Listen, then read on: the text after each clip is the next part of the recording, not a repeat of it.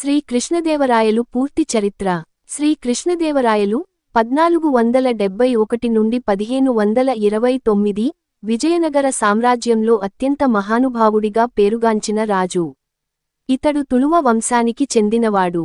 ఇతని పాలనకాలం 1509 CE నుండి 1529 CE వరకు సాగింది. ఇతడు విజయనగర సామ్రాజ్యాన్ని శిఖరాలకు చేర్చిన రాజులలో ముఖ్యుడు. రాజకీయ పరిపక్వత, సైనిక శక్తి, సాహితీ పరిరక్షణ, ధార్మిక ఆదరణ అన్నింట్లోనూ ఇతని పాలన ఉజ్వలంగా నిలిచింది. జననము. శ్రీ కృష్ణదేవరాయలు తుళువ వంశాధిపతి తిమ్మరాయుడు మరియు నాగమాంబామాతకు కుమారుడిగా జన్మించాడు. ఇతడు విజయనగరంలో తూర్పు తుళువ వంశానికి చెందినవాడు. రాజ్యాధికారం. తన అన్న కృష్ణరాయుని మరణానంతరం 1509లో సింహాసనాన్ని అధిష్ఠించాడు. అప్పటికే విజయనగర సామ్రాజ్యానికి అనేక సవాళ్లు ఎదురవుతున్నాయి.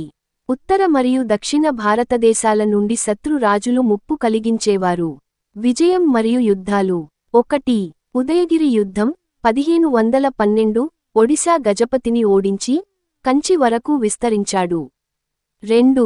రాయచూరు యుద్ధం 1520 ఆదిల్షాహీ సుల్తానుల నుంచి రాయచూర్ దూరం తిరిగి సంపాదించాడు. 3. బిజాపూర్ పై విజయాలు ముస్లిం సుల్తానులపై బలమైన సైనిక దాడులు నిర్వహించి దక్షిణ భారతదేశంలో విజయనగర ప్రభావాన్ని పెంపొందించాడు. పాలన మరియు పరిపాలన. రైతులకు మేలు చేసే విధంగా సాగునీటి పథకాలు అమలు చేశాడు. మదురై, తమిళనాడు, ఒడిశా వరకు ఇతని పరిపాలన విస్తరించింది. సామాన్య ప్రజల సంక్షేమాన్ని దృష్టిలో పెట్టుకుని ధర్మశాలలు, బావులు, ఆలయాలు నిర్మించాడు. సాహిత్య ప్రోత్సాహం. శ్రీ కృష్ణదేవరాయలు himself was a great poet and patron of Telugu, Sanskrit, Kannada and Tamil literature. అతను రచించిన ప్రఖ్యాత కావ్యం ఆముక్తమాల్యద. ఇది శ్రీ ఆండాళ్ మరియు శ్రీ రంగనాథ స్వామిపై రచించిన తెలుగు ప్రబంధం. అతను 6 గొప్ప కవులను రాజసభలో నియమించాడు.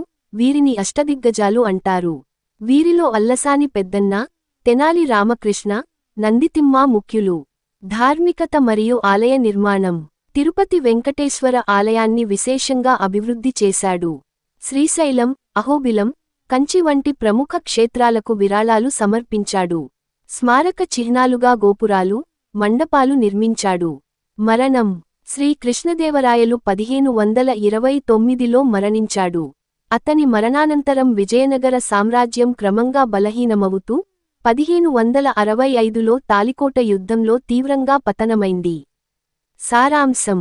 శ్రీ కృష్ణదేవరాయలు భారతదేశ చరిత్రలో ఒక మహారాజు. ఇతని రాజ్య పాలనలో సామాజిక, ఆర్థిక, సాంస్కృతిక వికాసం గొప్పగా సాగింది. ఇతని చరిత్ర తెలుగువారికే కాదు, భారతదేశానికే గర్వకారణం. ఇతని జీవితాన్ని తెలియజేసే సినిమాలు, నాటకాలు, పుస్తకాలు ఎన్నో వచ్చాయి. వాటిల్లో అతని జీవితం ఒక కల్పన కాదు, చరిత్రకి ఒక గొప్ప పుట.